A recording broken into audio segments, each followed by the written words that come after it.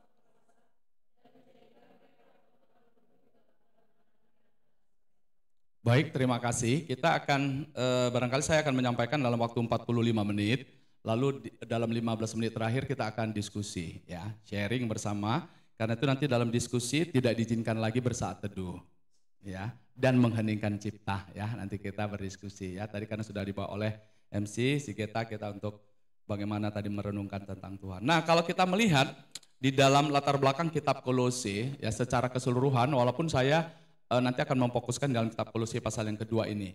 Yang pertama, secara historis di dalam pasal 2 ini, kitab Kolose ini sebenarnya ditulis oleh Paulus dalam keadaan terpenjara. Ya, dia sudah di dalam keadaan terpenjara.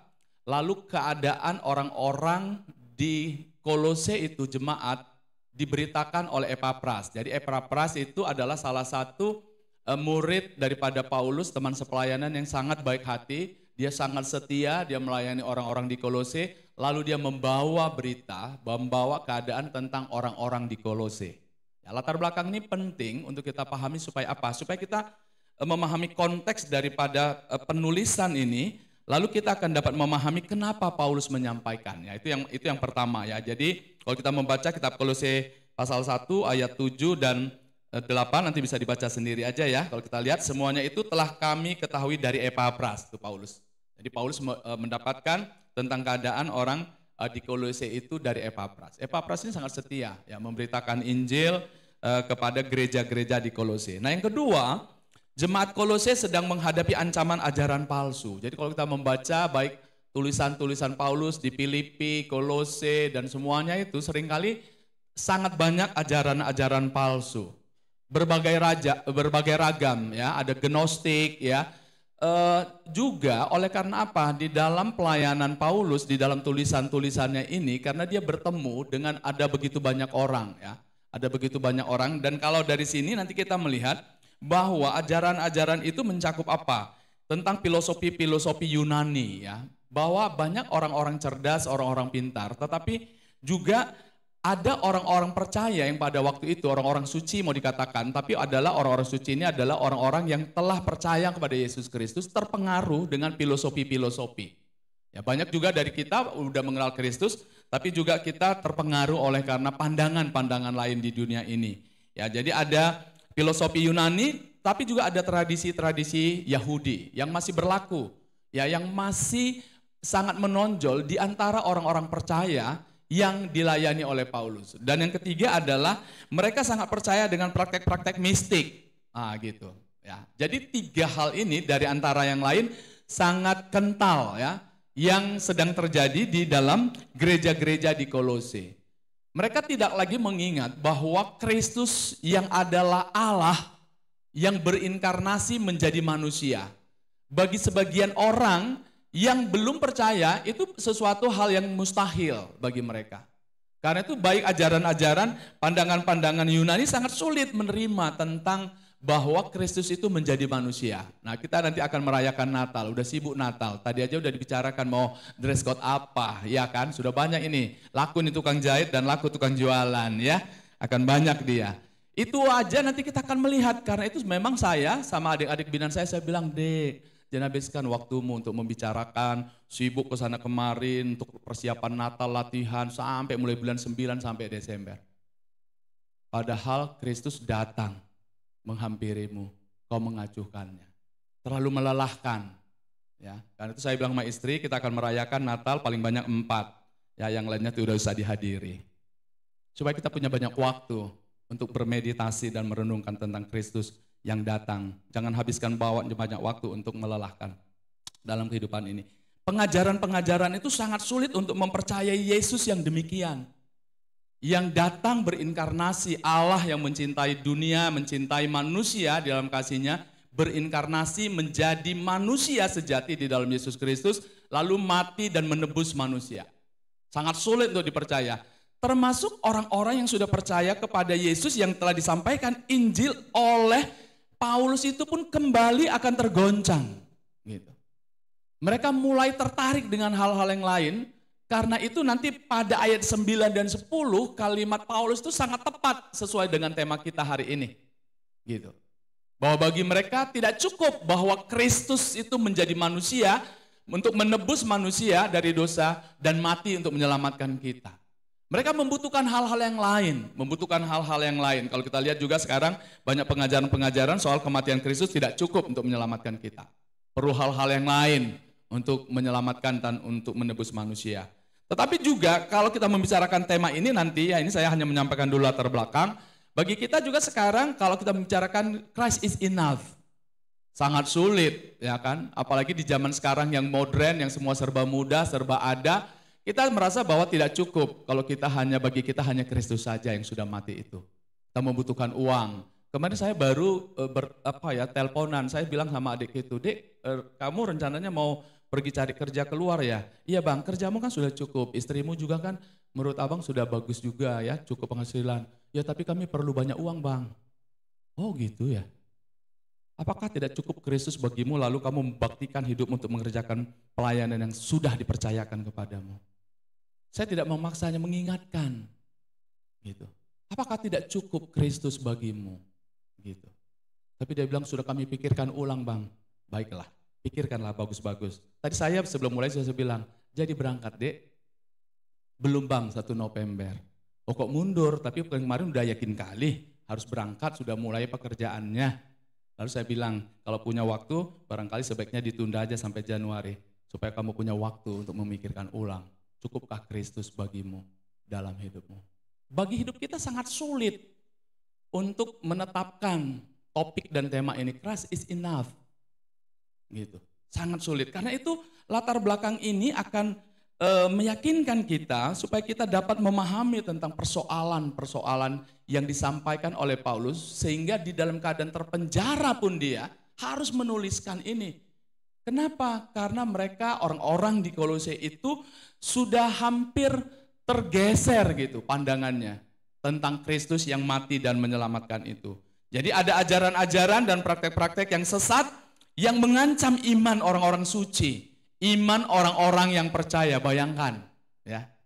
Orang-orang yang telah percaya kepada Kristus, yang telah mendengarkan Injil itu pun tergoncang imannya. Oleh karena pengajaran-pengajaran tentang filosofi Yunani, tentang tradisi Yahudi dan praktek-praktek mistik yang terjadi. Nah, next kalau kita lihat pada bagian yang berikutnya ya, saya tidak usah lama-lama karena semakin lama saya sampaikan semakin panjang habis waktu. Jadi kita nggak bisa diskusi. Ya, lalu yang kedua kita lihat bahwa di dalam pandangan tadi seperti saya katakan, sehingga jemaat di Kolose itu berpikir bahwa mereka lebih baik dari orang lain. Ini juga selalu mengancam ya, mengancam gereja. Selalu merasa ada orang lebih kudus dan suci hidupnya. Gitu. Ada juga orang merasa lebih besar.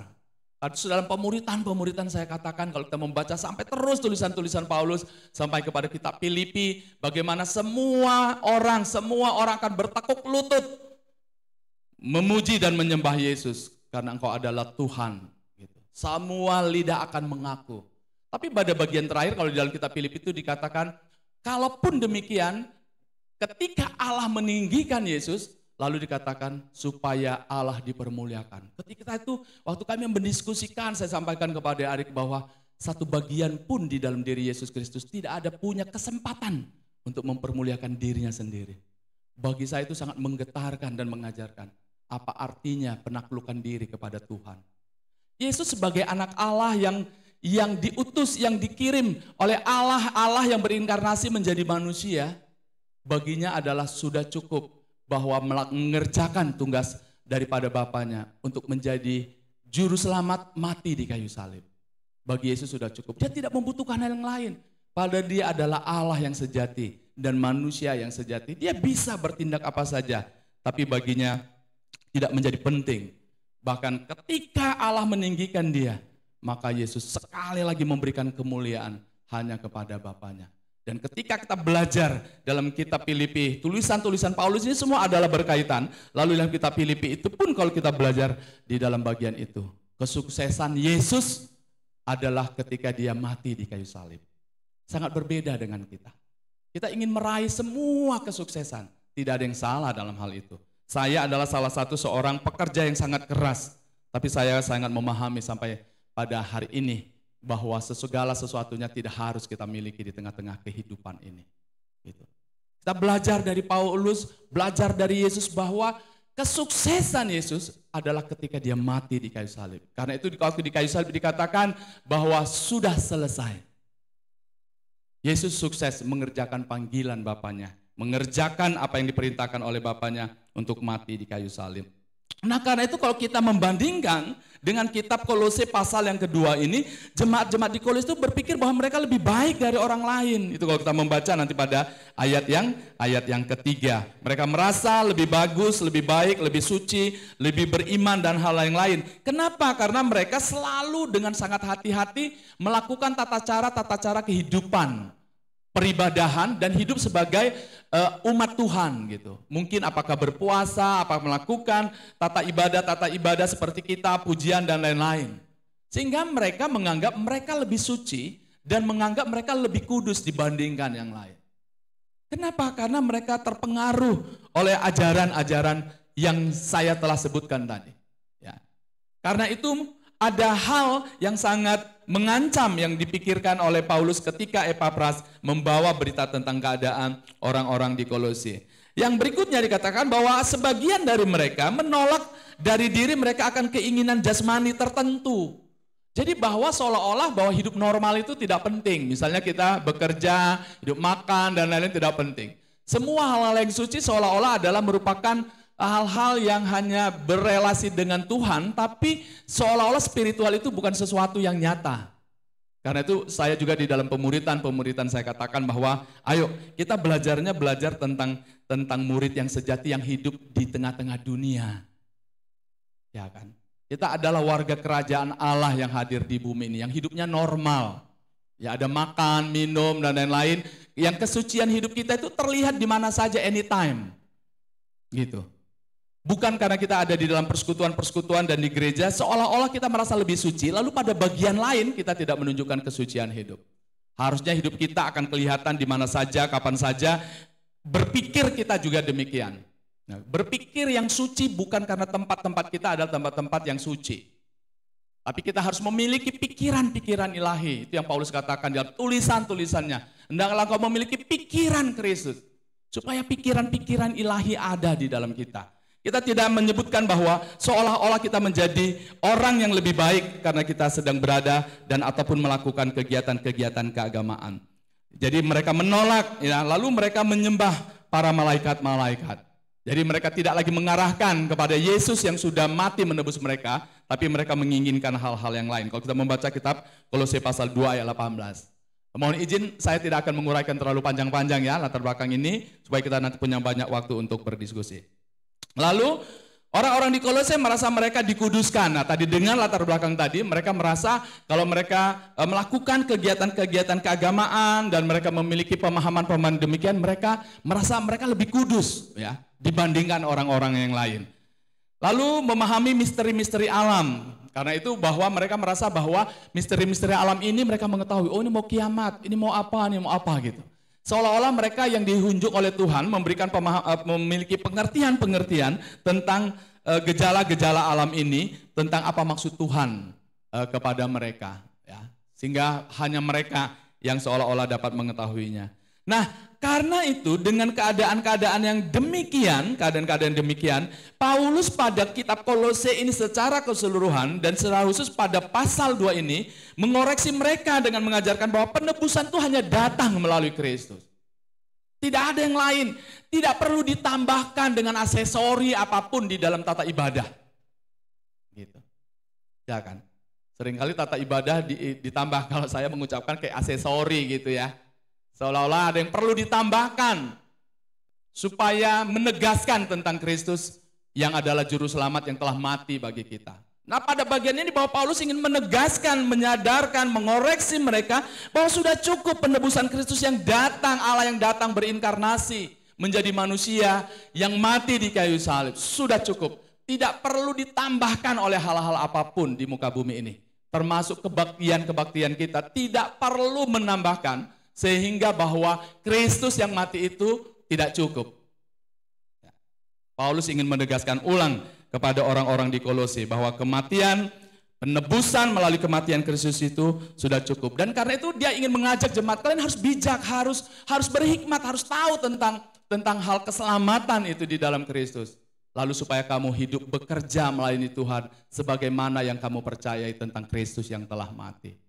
Kenapa? Karena pemahaman yang benar akan mempengaruhi kita untuk melakukan dengan benar. Pemahaman yang benar akan mempengaruhi kita, cara kita melayani dengan benar. Kalau menurut saya demikian. Ya. Pemahaman kita tentang Tuhan yang benar akan mempengaruhi kita bagaimana cara kita melayani dengan benar. Nah pada bagian berikut ini, berikutnya next. Ya di dalam kitab Kolose 2 ayat 6 sampai 15 ini, nanti kita akan belajar bagaimana caranya ya. Supaya kita dapat mengungkapkan tentang bahwa cukuplah Kristus bagi kita. Yang saya bandingkan dengan kitab 2 Korintus gitu. Ya. Dengan tema kita yang kita bawa pada bagian ini. Karena itu kalau pada kitab Kolose pasal 2 ayat 9 dan 10 ini dikatakan sebab dalam dialah berdiam secara jasmaniah seluruh kepenuhan kealahan dan kamu telah dipenuhi di dalam dia, dialah kepala semua pemerintah dan penguasa. Ya, jadi Rasul Paulus menulis surat kepada jemaat Kolose ini ya untuk menegur, menguatkan dan sekaligus mengingatkan mereka agar setia kepada Yesus Kristus yang telah mati menebus mereka. Nah, di dalam ayat yang 9-10 inilah kita akan mulai membicarakannya ya, membicarakannya saya kira. Lalu kita akan masuk bagaimanakah supaya kita mengalami kepenuhan hidup di dalam Kristus. Supaya kita bisa berkata Christ is enough. Gitu. Kadang-kadang kita sudah lama bersekutu dengan Tuhan, dengan sesama saudara seiman, tapi seringkali batinnya kita itu tidak merasa cukup gitu tentang Kristus. Nanti kalau teman-teman membaca sampai tulisan-tulisan Paulus dalam kitab Filipi, saya paling suka waktu Paulus mengatakan bahwa bersukacitalah dalam Tuhan, gitu. Jadi kalau orang memang mau bersukacita hanya di dalam Tuhan, di luar itu tidak akan pernah mengalami sukacita. Itu sudah jelas. Karena itu bagi Paulus kata gini, bersukacitalah di dalam Tuhan. Kalau kamu mencarinya yang lain, kamu tidak akan pernah menemukan apa artinya sukacita. Gitu. Nanti membaca tulisan-tulisan Paulus dalam kitab Filipi akan demikian. Sama dengan hal ini. Jadi yang berkaitan dengan itu, saya ingin menguraikan beberapa hal tentang bagaimanakah kita mengalami kepenuhan hidup dalam Kristus, lalu sehingga kita dapat hidup berkemenangan dari setiap ajaran-ajaran yang ada terjadi di tengah-tengah kita, di tengah-tengah dunia ini, dan pandangan-pandangan dunia ya, tentang hidup yang cukup di dalam Kristus. Ya, ini yang beberapa hal kita lihat dari kitab Kolose ini. Nah, yang pertama adalah, next. Nah, yang pertama kalau kita lihat di dalam ayat 6-7 dikatakan setelah menerima Kristus supaya kita merasa cukup di dalam Kristus. Yang pertama dikatakan bahwa ayat 6, kamu telah menerima Kristus Yesus Tuhan kita, karena itu hendaklah hidupmu tetap di dalam Dia. Gitu. Membandingkan dengan Yohanes pasal yang ke-15. Ya, bahwa kita harus tinggal di dalam Kristus. Kalau ranting keluar dari pokoknya, maka dia kering dan akan mati. Karena itu ranting harus tinggal pada pokoknya. Demikian Yohanes mengungkapkan di dalam pokok anggur. Sama dengan kita, setelah kita menerima Kristus pada ayat 6 dan 7 kalau saya bacakan, kamu telah menerima Kristus Yesus Tuhan kita, karena itu hendaklah hidupmu tetap di dalam Dia. Setiap waktu tinggal tetap di dalam Kristus. Itu yang berulang kali nanti di dalam kitab Filipi seperti saya katakan tadi, membuat pikiran-pikiran kita terus memiliki pikiran-pikirannya ilahi. Gitu. Kalau demikian apakah kita tidak memikirkan kehidupan kita? Mikir. Gitu. Kalau saya mengungkapkan tentang itu seolah-olah bukan kita tidak memikirkan. Justru kalau menurut saya bahwa totalitas hidup kita yang waktu bekerja, yang lain, melayani, bekerja, bersekutuan, berkomunikasi dengan orang lain, semuanya di dalam pikiran-pikiran ilahi gitu. Karena itu membuat hidup kita menjadi longgar, menjadi lebih enak. Menjadi lebih enak, ya. Setelah kita menerima Yesus Kristus dikatakan tetap tinggal di dalam Dia. Bagaimana supaya kita tetap tinggal? Saya kira tentulah kita harus berelasi dengan Tuhan, ya kan? Tinggal di dalam Dia, merenungkan firman-Nya, mendengarkan Tuhan berbicara, lalu hidup di dalamnya. Itu adalah sesuatu yang terus dibangun, ya, hidup bersekutu dengan Tuhan. Kalau tidak demikian, kita sangat sulit untuk tinggal, lalu kita akan mengalami kepuasan. Ya, mengalami kepuasan. Ada banyak kita yang sekarang tidak mengalami kepuasan. Sangat banyak. Saya terus menerus bergumul. Ada banyak orang yang terus menerus bergumul dalam kehidupannya.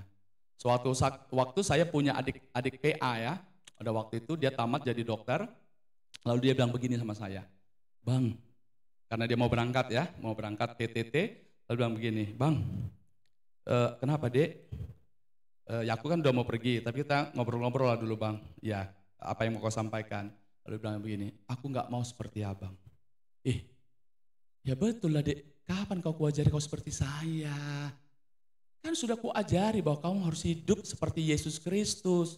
Jangan seperti saya, salah. Enggak bang, itu udah jelas saya maksudnya. Seperti Yesus Kristus bolak-balik kau ajarkan. Tapi maksudnya aku enggak mau hidup seperti kau. Apa maksudnya dek? Gue bilang kan, kau miskin bang katanya. Lah, saya enggak miskin loh dek, gue bilang. Memang waktu itu saya belum punya rumah. Cuman rumah Bapak di surga ya, yang ada ditempati kontrakan. Pada waktu itu, saya belum punya mobil, saya sudah dokter lama, kurang lebih 10 tahun. Istri saya juga bekerja. Lalu saya bilang, dek saya nggak miskin. Memang rumah itu mesti kontrakan, tapi saya bayar dek kontrakannya. Yang menjadi masalah kan kalau nggak dibayar, diusir kami, Dek.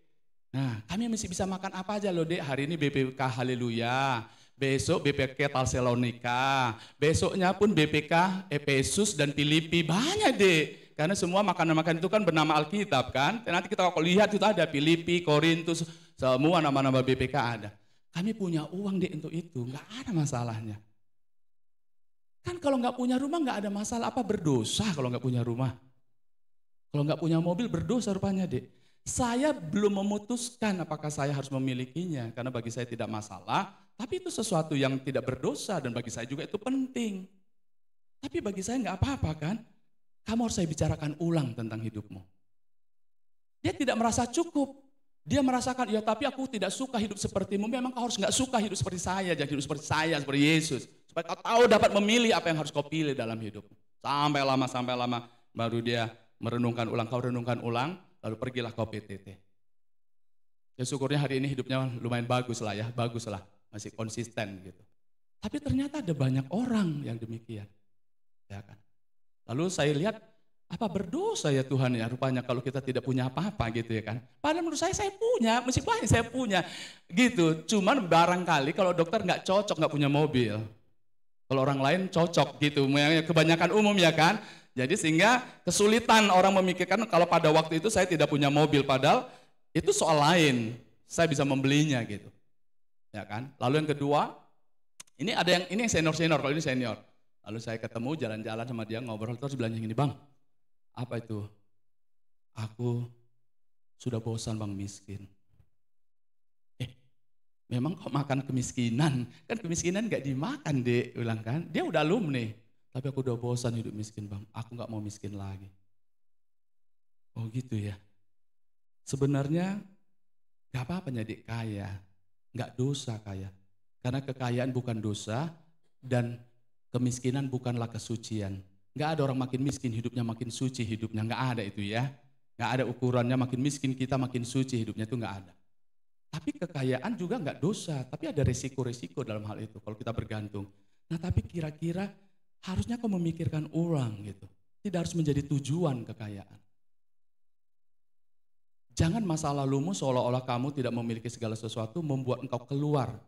Tidak cukup bagimu. Ini sesuai dengan topik ini ya. Saya bertemu dengan banyak orang ternyata yang mengungkapkan terlalu sulit untuk bisa menerima. Ya, ada banyak hal tentang bahwa dia tidak merasa cukup, Kristus sudah mati, meyakinkan tentang keselamatannya, kan itu membutuhkan hal-hal aksesori lain tentang tata ibadah, tentang hal apapun, tetapi juga dengan kepemilikan, harta dan lain-lain. Saya banyak bertemu dengan orang, ternyata sangat sulit, karena itu saya menemukan, melihat ada begitu banyak orang di dalam kegalauan. Ya. Mengalami hal yang tidak merasa cukup hidup bersama-sama dengan Kristus. Walaupun penghasilan sudah makin bertambah, ternyata makin merepotkan. Karena itu setelah kita menerima Kristus, kita harus bertumbuh. Pertumbuhan di dalam ayat 6 dikatakan, hiduplah tetap di dalam Dia. Berelasi, bersekutu, supaya pikiran-pikiran ilahi ada pada kita, lalu kita hidup menuruti apa yang diinginkan oleh Tuhan. Ya. Lalu saya membagikan, ayo bagaimana kita hidup para hamba-hamba Tuhan itu, bagaimana hidup para rasul-rasul, hidup para nabi-nabi itu sedemikian rupa. Kita banyak belajar dari Alkitab, tapi juga kita belajar bahwa Yesus yang adalah anak Allah tidak menganggap kesetaraan itu menjadi sesuatu yang dipertahankan. Tapi dia berinkarnasi menjadi manusia di dalam kesederhanaan, di dalam keterbatasan. Lalu dia mati di kayu salib, menyerahkan nyawanya untuk menebus kita. Saya kira tidak ada yang dapat kita bandingkan dengan pengorbanan Allah di dalam Yesus Kristus. Dan bagi Kristus sangat penting untuk dia datang ke dunia untuk menebus kita.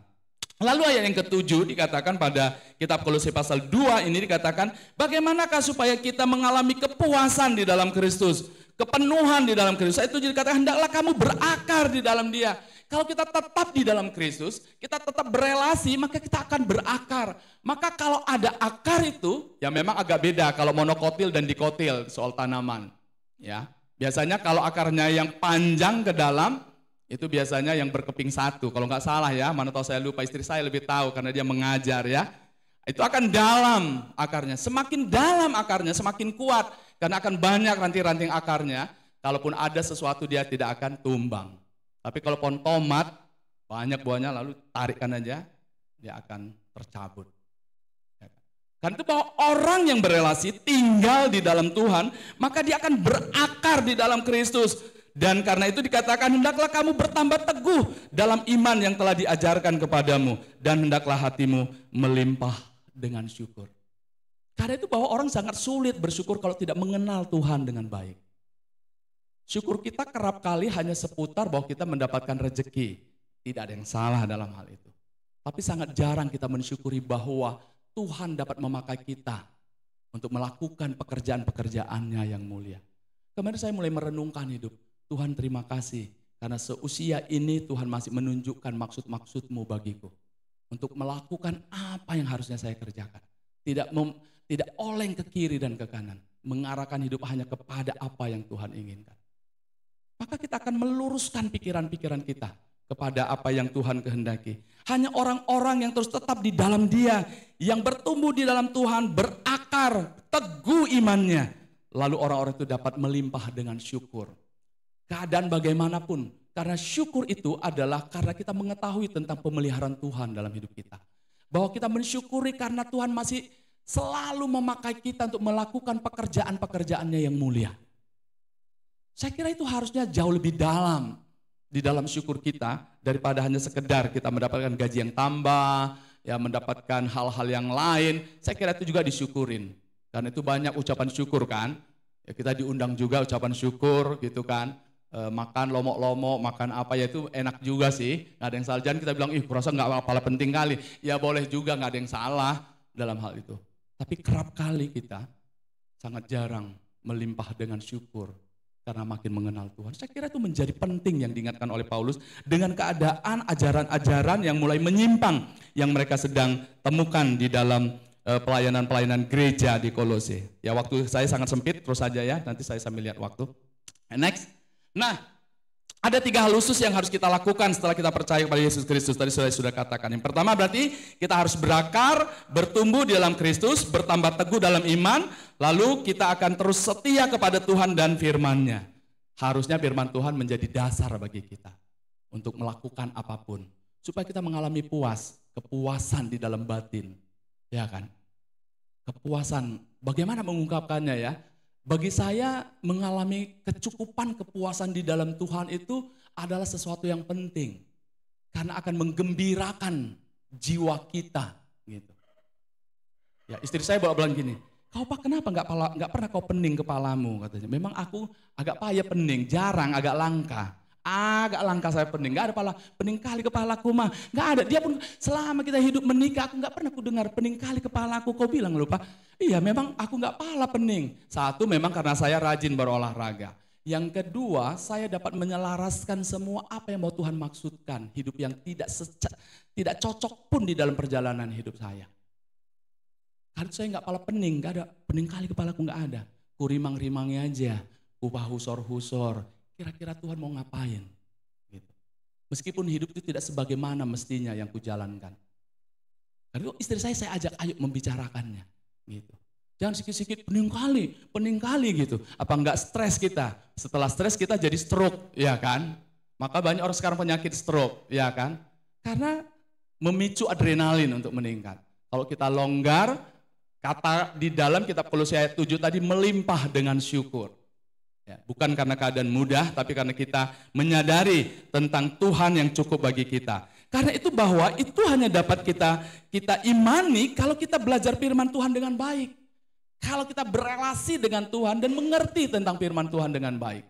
Ya, karena itu kita harus perlu bersateduh, bersekutu, dan hal-hal yang lain. Next, ya supaya nanti kita ada waktu diskusi. Nah yang kedua, kita membaca ayat 9 dan 10 dan ini adalah topik kita menjadi intinya. Dikatakan 9 dan 10, sebab dalam dialah berdiam secara jasmania. Berulang kali kalau saya memimpin mahasiswa-mahasiswa dan alumni-alumni katakan, ini Kristus mati meninggalkan pulang, kan dia Tuhan bang. Yesus waktu mati tidak Tuhan. Karena Tuhan tidak pernah mati dan Tuhan tidak bisa mati. Allah berinkarnasi menjadi manusia. Karena memang manusia yang berdosa harus digantikan oleh manusia yang menjadi tebusan. yaitu manusia yang tidak berdosa, yaitu hanya Yesus Kristus.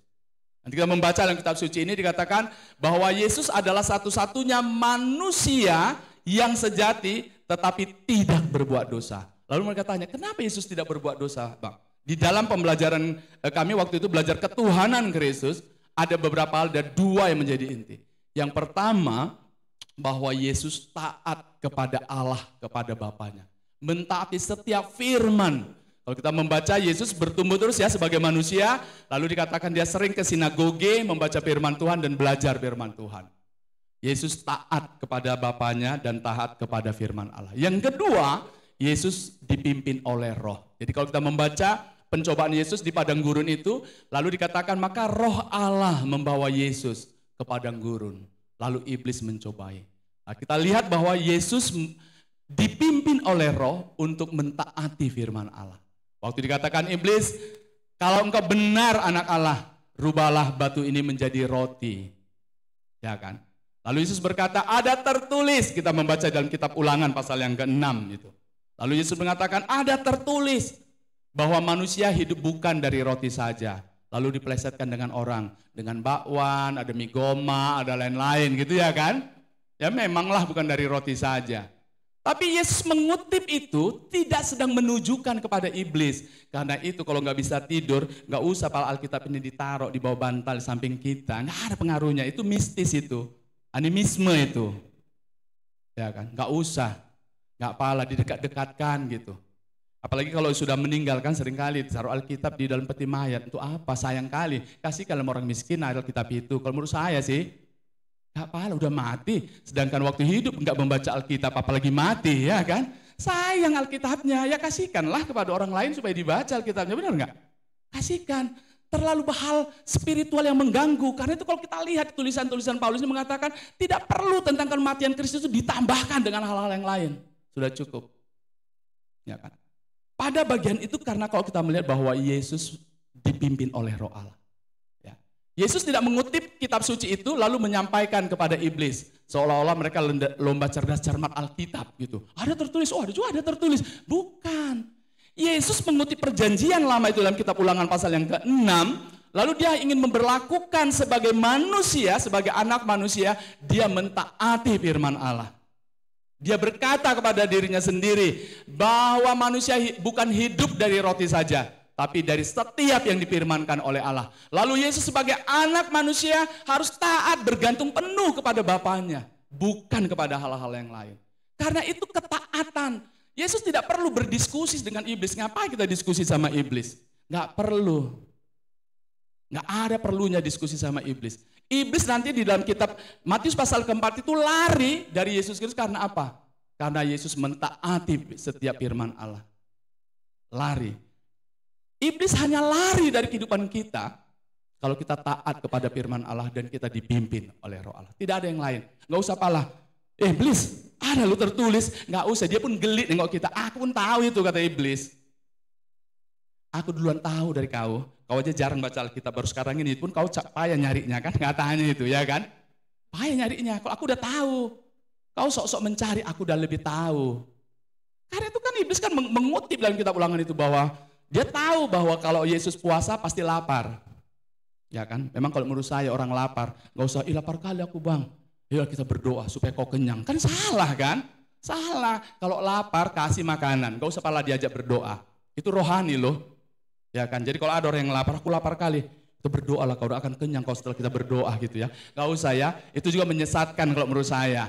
Ya, kasih makan, itu juga rohani. Nah karena itu kalau kita membaca dalam 9 dan 10, lalu dikatakan sebab dalam dialah berdiam secara jasmania seluruh kepenuhan kealahan. Bahwa Allah yang sempurna itu seluruh dirinya Allah berdiam di dalam Kristus Yesus. Tidak ada yang tersisa, tidak ada yang tersisa. Di dalam Yesus Kristus seluruh kepenuhannya Allah. Karena itu Paulus juga mengungkapkan di dalam bagian ini, kalau kamu sudah percaya kepada Yesus Kristus, Paulus mengatakan, maka seluruh kepenuhan Allah yang ada di dalam Yesus Kristus, maka juga ada di dalam dirimu. Gitu. Kalau begitu teman-teman, saya kira tema kita ini cukup, sudah pas. Christ is enough. Gitu. Karena dia adalah Allah yang besar, Allah yang mulia, yang telah mati menyelamatkan kita. Karena itu kita tidak membutuhkan aksesori-aksesori keagamaan apapun dalam hidup kita.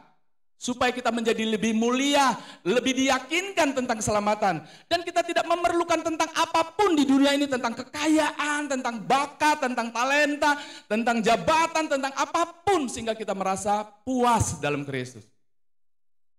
Karena kepenuhan Allah ada di dalam Kristus. Dan sebagai orang yang percaya, kita juga Kristus memenuhi hidup kita. Kalau begitu apalagi yang kita kurangkan? Ya kan? Tentulah kita kadang-kadang mesti kurang beli cabai karena mahal. Karena itu istri saya, Pak makin naik lo cabai. 2 aja, gini aja Mang, gak usah pala kau repot. Kalau menurutmu sudah makin mahal, ya kurangilah makan cabenya. Kalau kepedasan jadi nggak pala pedas, nggak usah pala diributkan. Kalau mau makan cabai beli aja, nggak pala masalah. Apa yang mahal? Kalau kau rasa terlalu mahal kali nggak sanggup, ya ganti, nggak usah pala pakai cabai. Gitu-gitu ya kan? Hidup ini enteng-enteng aja, nggak usah pala suntuk gara-gara itu. Apa ini mau perlu disuntukkan? Apalagi hal-hal yang sekunder. Kan kalau kita nggak makan cabai pun 3 hari nggak ada, pala kita mati ada, nggak juga ya kan? Terus kayak mana kali misalnya gitu. Jangan mempengaruhi kehidupan kita gitu. Karena itu kita harus memahami bahwa Allah yang pencipta langit dan bumi dan bahkan di dalam kuasanya, di dalam kasihnya sudah mati bagi kita. Apakah lagi yang kita perlukan? Pasti Tuhan bertanggung jawab. Ya, pasti Tuhan bertanggung jawab. Nah pada bagian yang kedua ini dalam ayat 9 dan 10 dikatakan bahwa kamu telah dipenuhi di dalam Dia, itu maksudnya tadi ya, bahwa ketika kita percaya di dalam Kristus Yesus, bahwa seluruh secara jasamania, kealahan itu tinggal di dalam Kristus, dan ketika kita percaya kepada Kristus, maka seluruh kepenuhan Allah dalam Kristus dan Kristus itu ada di dalam diri kita. Bagi saya itu sangat meyakinkan dan menghibur saya. Ya, menghibur saya. Sudah cukup. Karena itu saya suka dengan lagu gini. Kaulah ya Tuhan surya hidupku, asal kau ada yang lain tak perlu. Gak ada yang diperlukan yang lain, asalkan ada Tuhan saja. Saya bilang sama istri saya, asalkan ada Tuhan saja dalam hidup kita, sudah cukup. Yang lain hanya merupakan tambahan. Kalau yang ada ya alhamdulillah, kalau gak ada juga alhamdulillah. Itu dia. Puji Tuhan kalau ada, kalau nggak ada juga puji Tuhan. Asalkan ada Tuhan saja dalam hidup kita, sudah cukup. Lalu saya sampaikan sama guru kami, saya bilang, Nang, kita bersyukur karena kamu bisa lulus. Tapi bagi papa yang paling penting adalah kau hidup dengan Tuhan. Orang papa dan mama tidak membutuhkan hal yang lain. Selain kami punya uang yang cukup, saya bilang juga, saya hanya mewariskan iman kepadamu. Tidak ada yang lain saya wariskan. Saya lalu teringat, bukan Nang, ada juga nyata, adanya rumah kita, ada mobil, cuman itulah. Tapi itu bisa tidak berarti. Papa hanya ingin mewariskan iman supaya ketika saya tidak ada lagi dan mama tidak ada lagi, kau akan terus berjalan hidup bersama dengan Tuhan. Dan kami mengalami kepuasan karena menemukan bahwa engkau hidup di dalam Tuhan. Tidak ada yang kami perlukan. Nah kan itu bahwa kepuasan, Christ is enough ya. Bahwa kepenuhan Allah di dalam diri kita meyakinkan kita bahwa cukuplah Tuhan di dalam hidup kita. Nah kata berdiam ya di dalam bahasa Yunaninya itu adalah waktu itu seperti saya tuliskan di sini, saya lihat ya daripada bagian lain adalah artinya adalah tinggal mendiami. Bukan kita mencari Kristus gitu, tapi ketika kita percaya kepada Kristus, Kristus tinggal mendiami kita. Itu menarik ya. Allah yang mulia itu tinggal mendiami di dalam hidup kita. Dia yang berkenan, Allah yang berkenan, Allah yang mau untuk tinggal. Saya kira itu sesuatu yang luar biasa. Bagaimana mungkin Allah yang besar, Allah yang agung, Allah yang suci itu berkenan tinggal di dalam hidup kita. Saya kira itu meyakinkan saya bahwa Allah yang rahmani. Tadi kita mau nyanyikan lagu itu ya, karena saya juga suka dengan kalimat bahwa Allah yang rahmani. Bahwa cukuplah Allah bagi kita. Di dalam kelimpahan Allah. Allah berkenan tinggal. Tentulah Allah yang tinggal di dalam kita maka Allah akan berdaulat di dalam seluruh hidup kita. Lalu dikatakan bahwa mendiami, menghuni, dan menetap.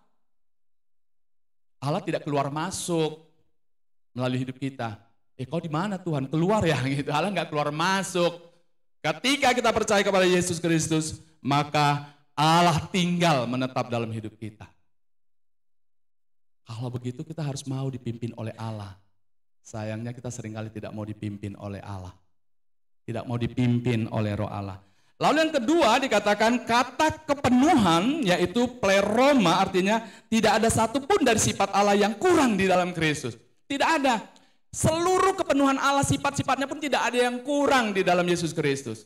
Karena itu ketika kita percaya di dalam Yesus Kristus, maka kepenuhan Yesus Kristus dalam kita pun tidak ada satupun yang kurang.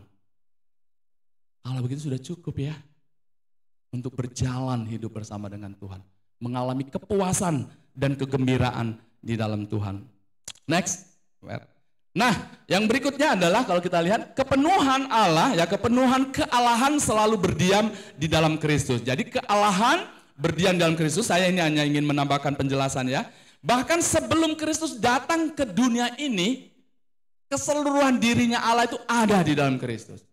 Dan setelah Yesus datang ke dunia ini, Allah yang datang ke dunia berinkarnasi di dalam Yesus Kristus, seluruh kepenuhan Allah itu pun berdiam di dalam Kristus Yesus ketika Yesus menjadi manusia yang sejati. Itu meyakinkan kita bahwa sudah cukuplah Allah dan Kristus bagi kita.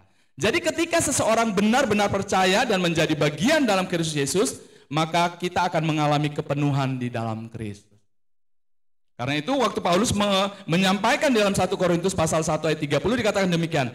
Tetapi oleh Dia, oleh Kristus, kamu berada di dalam Kristus Yesus, yang oleh Allah telah menjadi hikmat bagi kita, yang membenarkan dan menguduskan dan menebus kita. Saya kira itu akan menyempurnakan keseluruhan hidup kita. Ya, karena kepenuhan Kristus semuanya ketika kita percaya kepada Dia akan tinggal di dalam hidup kita. Kalau begitu harusnya kita mengalami kegembiraan dalam hidup. Ya, kegembiraan. Hanya sayangnya kita seperti ajaran-ajaran filosofi Yunani, Yudaisme, dan mistik-mistik tadi, dunia ini sangat mempengaruhi kita. Ya, sangat mempengaruhi, ada ragam macam. Apalagi kehidupan sinetron. Kita pun ingin dalam seperti kehidupan sinetron itu ya, yang sangat mewah dan lain-lain.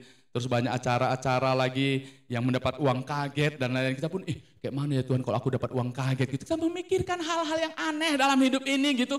Karena kita terlalu tidak merasa cukup, kan banyak kan acara-acara TV kan. Dapat uang kaget, dapat apa. Kadang-kadang pun kita gitu, adik-adik tuh pernah gini. Bang, aku berdoa semoga aku dapat uang kaget gitu ya kan. Ngapain dek, kau pun akan kaget bahwa kau tidak dapat gitu. Kan Tuhan sudah mencukupkan segala yang diperlukan gitu. Jadi orang Kristen ini pun terjebak dengan hal yang demikian. Sama seperti yang disampaikan oleh Paulus dalam tulisan ini gitu. Keadaan zaman, pengajaran-pengajaran dari Yunani, Yudaisme dan lain-lain itu mempengaruhi kehidupan orang-orang Kolose yang sudah percaya kepada Yesus Kristus. Kita juga hal yang sama, tidak kebal. Kita juga sama, tidak kebal dengan keadaan-keadaan itu. Tapi kita belajar pada bagian ini, karena itu saya waktu disampaikan tema ini sangat dekat gitu. Bagi saya sangat dekat gitu.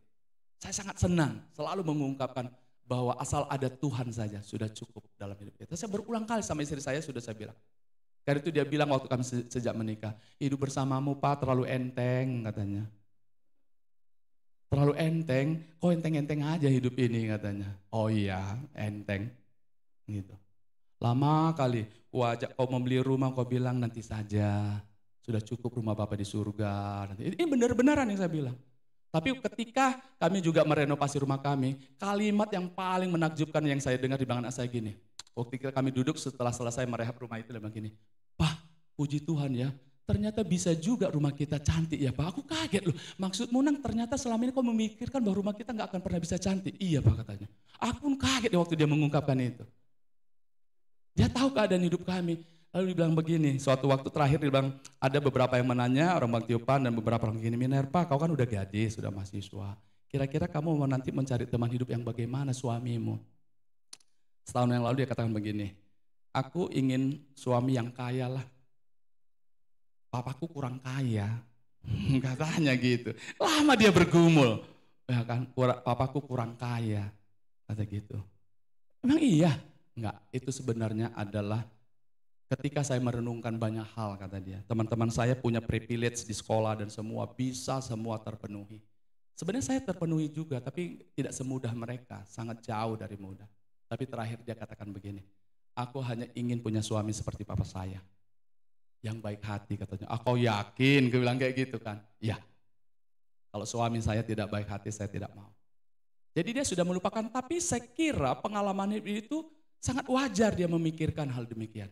Tapi perjalanan hidup, perbincangan dia, meyakinkan dia. Seperti kemarin kami sedang memperbicarakan, asal ada Tuhan saja sudah cukup bagi kita. Lalu dia berkata, iya ya Pak, Mah, bahwa semua apa yang kita perlukan tersedia. Walaupun kadang-kadang tidak harus bagaimana dia bilang. Karena itu dia mensyukur. Kita harus menyaksikan tentang kepenuhan Kristus di dalam hidup kita kepada seisi rumah kita. Supaya kita mengalami kegembiraan di dalam Tuhan dan bersuka cita di dalam Tuhan. Karena itu saat orang percaya dan telah dipenuhi oleh Kristus, maka orang percaya akan mendapatkan apa? Yang pertama mendapatkan hikmat, dibenarkan kalau dari bagian ayat yang ke-89 tadi ya, lalu dikuduskan dan ditebus. Ini adalah berkat. Sayangnya kita tidak suka mencari berkat bahwa kita dikuduskan. Kita lebih suka hal-hal yang lain. Apakah kita tidak merasa ini berkat kalau kita makin bertumbuh dalam Tuhan, ya kan? Seringkali kita menyimpang, ya. Seolah-olah berkat Tuhan itu hanya sesuatu yang materi, tapi soal pengenalan tentang Tuhan. Kita dikuduskan, kita dibenarkan, kita makin mengenal Tuhan. Saya kira itu adalah berkat yang luar biasa, mengenal Tuhan di dalam seluruh kepenuhan diri Allah, mengenal Dia dan pikiran-pikiran Allah. Mengenal Allah dan seluruh jalan-jalan dan maksudnya bagi hidup kita. Dan maksud-maksud Allah bagi dunia ini itu kita kerjakan. Saya kira itu akan menggembirakan bagi kita. Dan itu adalah berkat yang Tuhan, ketika Tuhan menyatakannya bagi hidup kita. Itu adalah sesuatu yang dikatakan oleh Paulus, cukuplah Kristus bagiku. Ya, ini adalah berkat yang kita terima oleh karena kepenuhan Kristus. Next, ya saya sudah akan menyelesaikan bagian ini. Lalu pada bagian yang ketiga dikatakan pada ayat 13 sampai 15 kita dihidupkan Allah, ya. Ayat 13 sampai 15 saya bacakan. Kamu juga meskipun dahulu mati oleh pelanggaranmu dan oleh karena tidak disunat secara lahiriah telah dihidupkan Allah bersama-sama dengan Dia. Menarik ya. Paulus lagi-lagi mengingatkan, kenapa kamu merasa kekurangan tentang keselamatan, merasa kekurangan tentang hal-hal yang lain di dalam dirimu. Bukankah kamu sudah diselamatkan, kamu dihidupkan dari kematian. Kamu tidak perlu lagi bergantung kepada sunat dan tidak sunat. Karena engkau sudah telah ditebus oleh Kristus dan Allah telah menghidupkanmu. Dan Allah bersama-sama denganmu, Allah akan mengangkat engkau hidup bersama-sama dengan Dia. Lalu Allah telah mengampuni kita dari segala dosa-dosa kita. Saya kira itu adalah hal yang paling menggembirakan. Memberikan kita kegembiraan hidup di dalam sebuah keyakinan bersama dengan Tuhan. Pada bagian yang ketiga ini kita akan membaca Kolose 2 ayat 13-15, nanti PR aja ya, karena saya hanya mengutip beberapa hal. Lalu yang kedua yang dikatakan adalah bahwa Allah menghapus surat hutang. Kita paling suka kalau hutang kita diputihkan, ya kan? Bener nggak? Paling senang gue bilang, makanya kalau ada pemutihan pajak, senang kita semua. Kapan lagi pemutihan pajak? Jadi kita menunggu-nunggu, nggak usah kubayar dulu, mana tahu 3 tahun lagi akan diputihkan. Ternyata tak kunjung tiba diputihkan, lalu kita ditilang, ya kan? Begitu dia. Tapi kalau surat hutang dihapuskan, bukankah Kristus mati menghapus semua hutang dosa kita, yaitu kematian dan kebinasaan. Kalau demikian bukankah cukup bagi kita Kristus? Karena Dia telah menghidupkan kita dan membebaskan kita dari semua belenggu dosa. Hutang-hutang dosa yang harusnya kita tanggungkan telah dihapuskan oleh karena darah Kristus yang mati di kayu salib. Dan yang ketiga dikatakan bahwa bukan saja menghapuskan hutang-hutang itu, bahwa Kristus di dalam kematiannya itu melucuti pemerintah-pemerintah penguasa dunia ini. Sehingga kita berkemenangan. Kalau begitu, kalau kita merasa cukup dalam Kristus, kita akan berkemenangan kalau kita tidak punya apa-apa dalam hidup ini. Ya kan? Seringkali kita merasa minder kalau kita tidak menjadi apa-apa dibandingkan orang lain. Harusnya keyakinan tentang iman di dalam Tuhan pengenalan tentang Tuhan meyakinkan kita. Kita akan berjalan bersama-sama dengan Allah.